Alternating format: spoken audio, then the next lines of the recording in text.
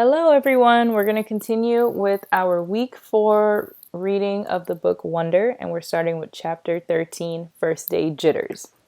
Okay, so I admit that the first day of school, I was so nervous that the butterflies in my stomach were more like pigeons flying around my insides. Mom and Dad were probably a little nervous too, but they acted all excited for me, taking pictures of me and Via before we left the house since it was Via's first day of school too. Up until a few days before, we still weren't sure I would be going to school at all. After my tour of the school, Mom and Dad had reverse sides on whether I should go or not. Mom was now the one saying I shouldn't go, and Dad was saying I should.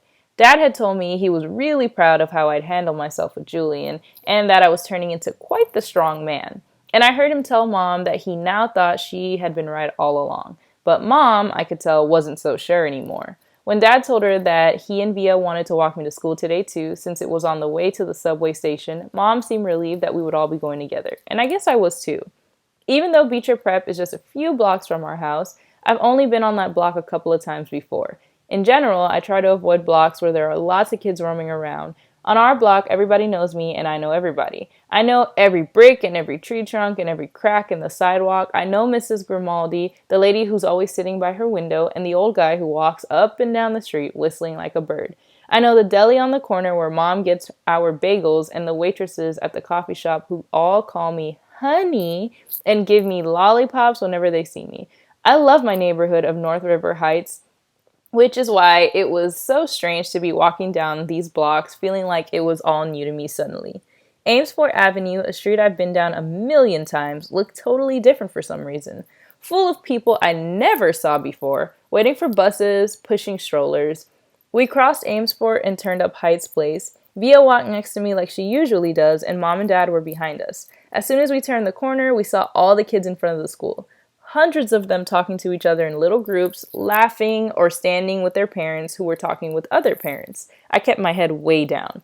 Everyone was just as nervous as you are, said Via in my ear. Just remember that this is everyone's first day of school, okay? Mr. Tishman was greeting students and parents in front of the school entrance. I have to admit, so far nothing bad had happened. I didn't catch anyone staring or even noticing me. Only once did I look up to see some girls looking my way and whispering with their hands cupped over their mouths, but they looked away when they saw me notice them. We reached the front entrance.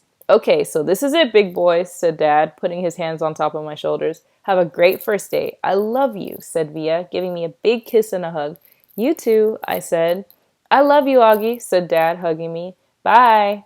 Then Mom hugged me, but I could tell she was about to cry, which would have totally embarrassed me, so I gave her a fast, hard hug, turned, and disappeared into the school. Chapter 14, Locks. I went straight to room 301 on the 3rd floor. Now, I was glad I'd gone on that little tour because I knew exactly where to go and didn't have to look up once. I noticed that some kids were definitely staring at me now. I did my thing of pretending not to notice. I went inside the classroom, and the teacher was writing on the chalkboard while all the kids started sitting at different desks. The desks were in a half circle facing the chalkboard, so I chose a desk in the middle toward the back, which I thought would make it harder for anyone to stare at me. I still kept my head way down, just looking up enough from under my bangs to see everyone's feet. As the desk started to fill up, I did notice that no one sat down next to me.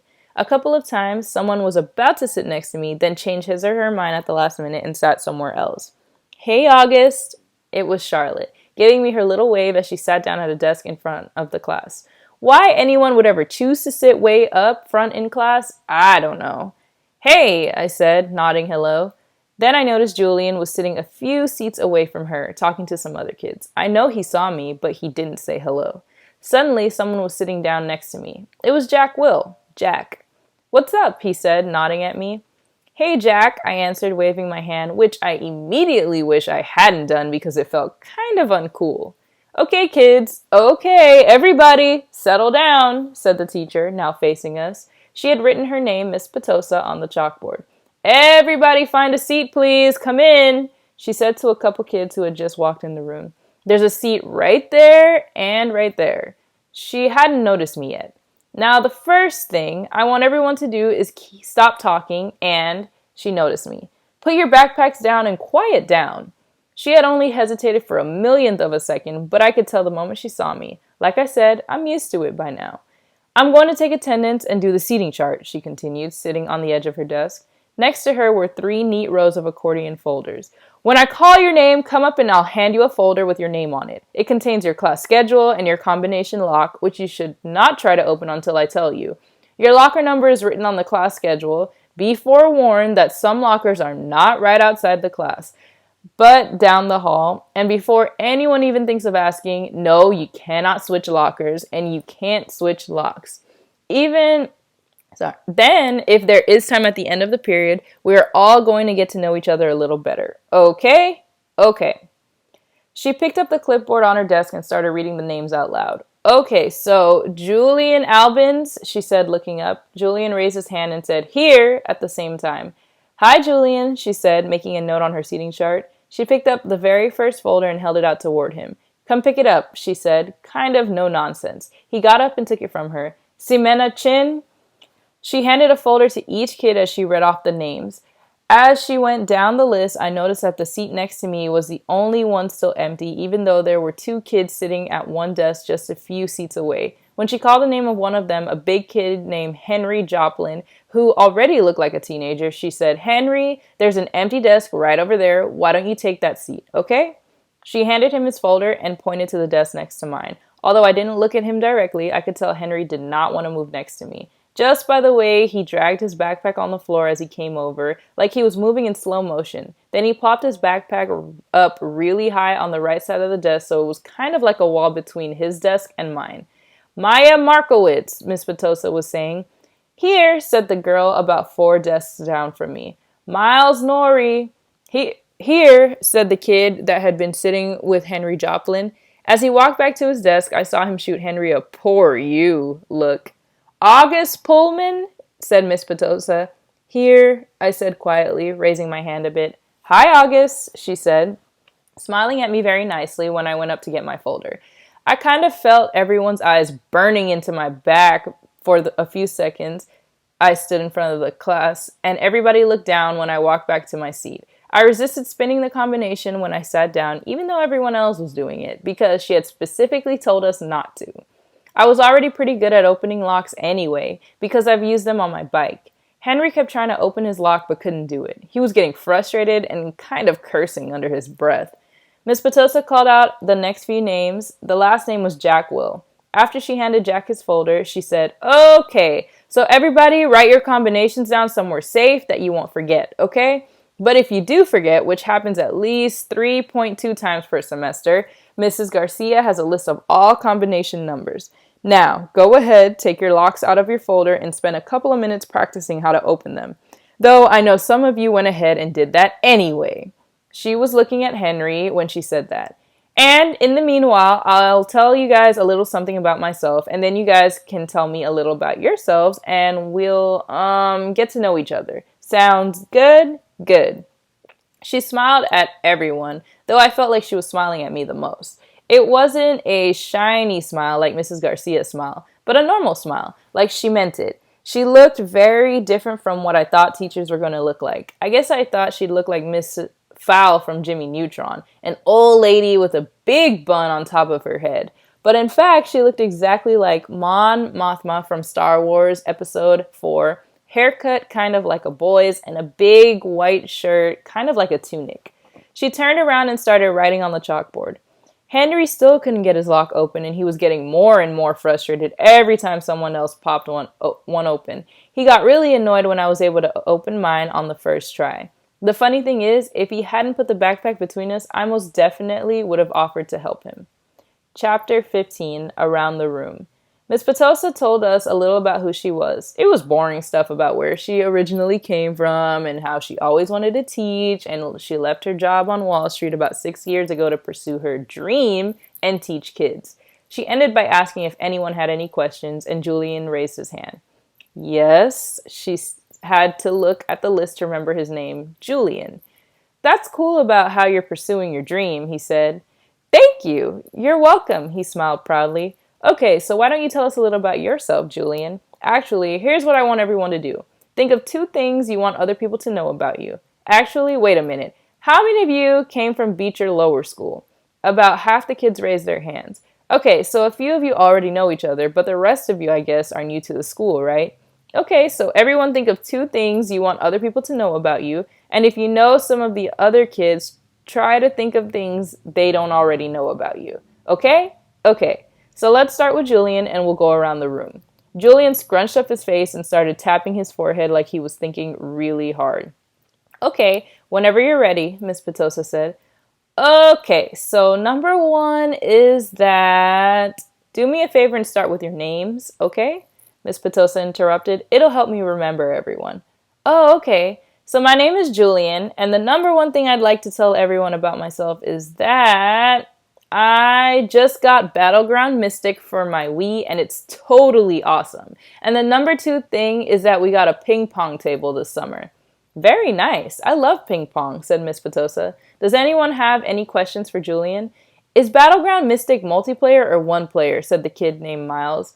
Not those kinds of questions, guys, said Miss Petosa. Okay, so how about you? She pointed to Charlotte, probably because her desk was closest to the front. Oh, sure. Charlotte didn't hesitate for even a second, like she knew exactly what she wanted to say. My name is Charlotte. I have 2 sisters, and we just got a new puppy named Suki in July. We got her from an animal shelter, and she's so cute. That's great, Charlotte. Thank you, said Miss Petosa. Okay, then, who's next? Chapter 16, Lamb to the Slaughter.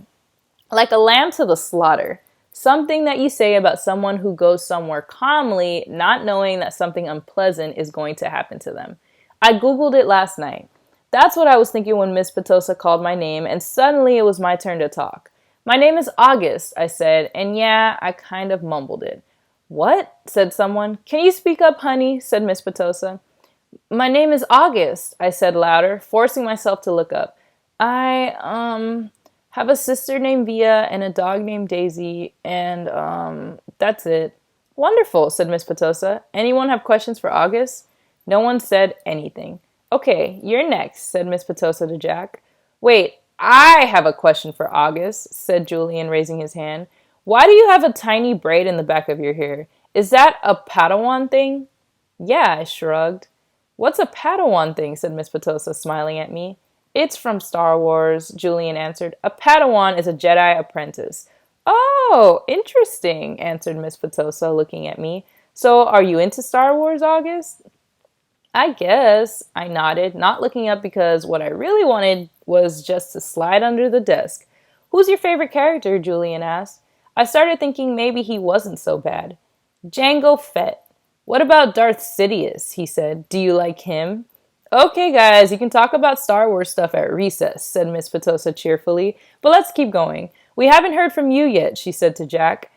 Now it was Jack's turn to talk, but I admit I didn't hear a word he said. Maybe no one got the Darth Sidious thing, and maybe Julian didn't mean anything at all, but in Star Wars Episode 3, Revenge of Sith, Darth Sidious's face gets burned by Sith, lightning, and becomes totally deformed. His skin gets all shriveled up, and his whole face just kind of melts. I peeked at Julian, and he was looking at me. Yeah, he knew what he was saying. Lunch. Via warned me about lunch in middle school, so I guess I should have known it would be hard. I just hadn't expected it to be this hard. Basically, all the kids from all the 5th grade classes poured into the cafeteria at the same time, talking loudly and bumping into one another while they ran to different tables. One of the lunchroom teachers said something about no seat saving allowed, but I didn't know what she meant, and maybe no one else did either, because just about everybody was saving seats for their friends.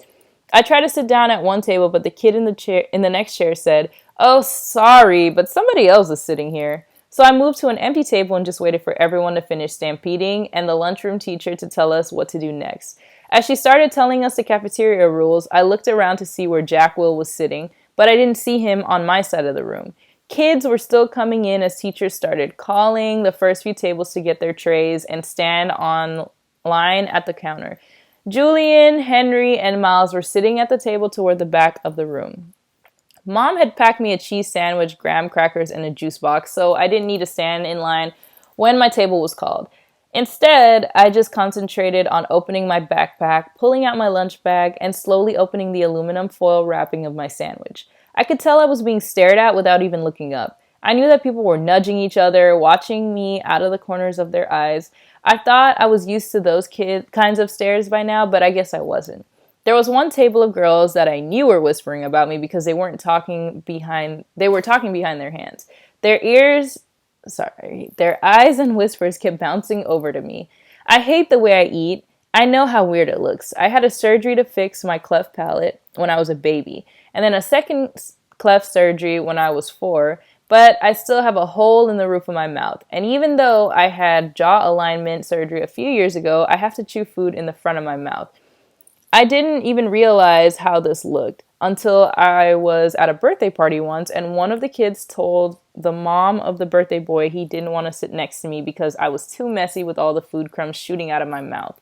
I know the kid wasn't trying to be mean, but he got in big trouble later, and his mom called my mom that night to apologize. When I got home from the party, I went to the bathroom mirror and started eating a saltine cracker to see what I looked like when I was chewing.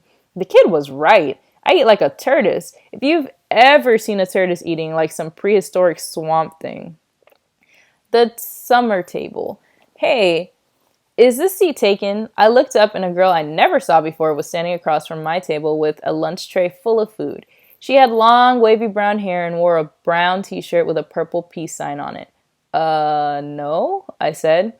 She put her lunch tray on the table, plopped her backpack on the floor, and sat down across from me. She started to eat the mac and cheese on her plate.